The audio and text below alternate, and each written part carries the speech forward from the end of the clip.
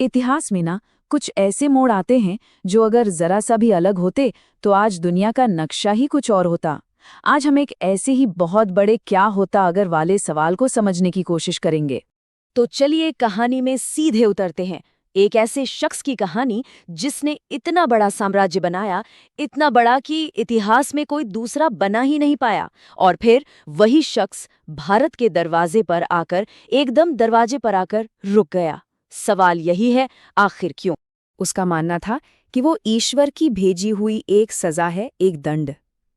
सोचिए, एक ऐसा आदमी जिसके नाम से करीब करीब 4 करोड़ मौतें जुड़ी हैं। तो फिर ऐसा क्या हुआ?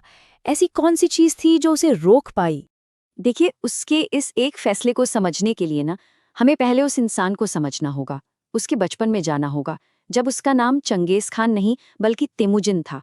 और उसकी कहानी किसी राजा महाराजा की तरह नहीं शुरू हुई, बल्कि जिंदा रहने की एक बहुत ही मुश्किल लड़ाई से शुरू हुई।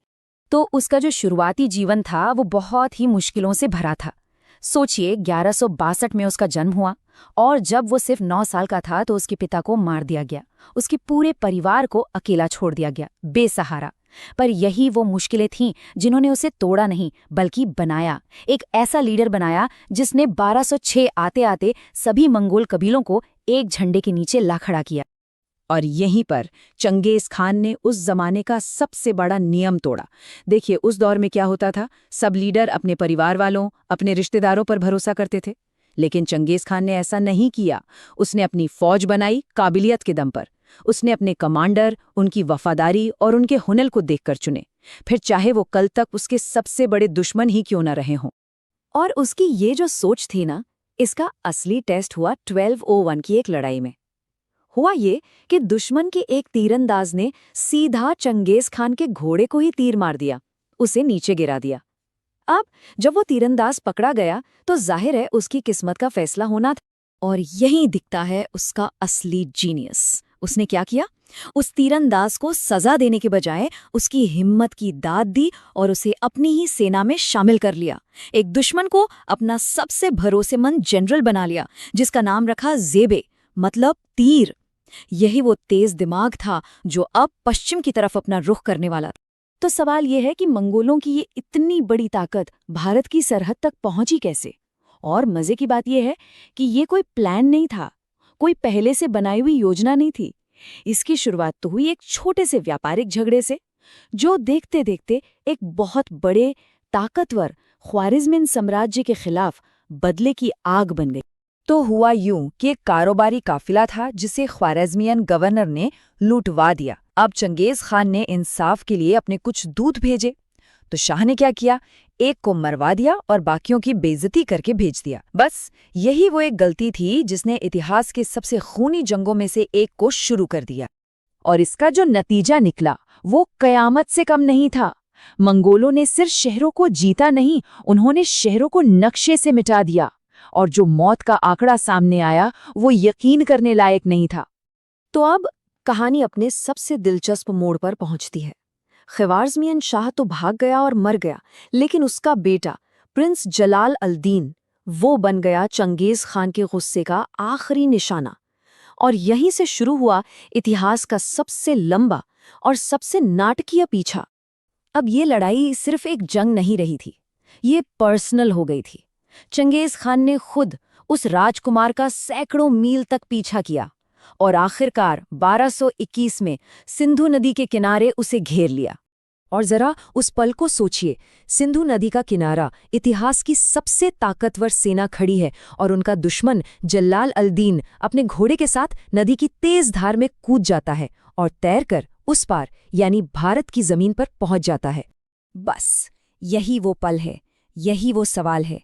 दुनिया का सबसे बड़ा विजेता, उसका दुश्मन आंखों के सामने, बीच में बस एक नदी। वो चाहता तो पार कर सकता था, तो फिर वो रुका क्यों? और इसका जवाब उस योद्धा के पीछे छिपे एक शातिर दिमाग की कहानी बताता है। तो भारत को क्यों बख्शा गया?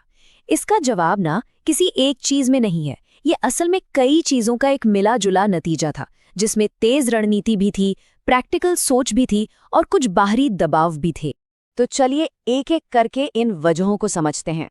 सबसे पहली और बड़ी वजह थी कूटनीति। दिल्ली के सुल्तान इल्तुतमिश ने बड़ी चालाकी से उस भागे हुए राजकुमार को पनाह देने से मना कर दिया, तो चंगेज खान को हमला करने का कोई बहाना ही नहीं मिला। दूसरी वजह, मंगोल साम्राज्य के अंदर ही बगावत की खबरें आने लगी थीं। तीसरी वजह थी मौसम। भारत की जो गर्मी और नमी थी ना, वो मंगोल फौज और उनके घोड़ों के लिए बिल्कुल सही नहीं थी। और हाँ, एक और बात, उस वक्त चंगेज खान की उम्र 60 साल थी और वो बिना किसी तैयारी के एक नया मोर्चा खोलने का रिस्क नहीं लेना चाहता था। तो चंगेज खान भारत से तो लौट गया, लेकिन उसने जो साम्राज्य बनाया था वो अपने आप में एक अजूबा था। और फिर 1227 में जब उसकी मौत हुई तो उसकी कहानी और भी रहस्यमयी हो गई। अपने पीछे वो कई ऐसे राज छोड़ गया जो आज तक नहीं सुलझे हैं। इतने बड़े साम्राज्य को उसने जोड़ा कैसे? एक सिस्टम था, याम नाम का।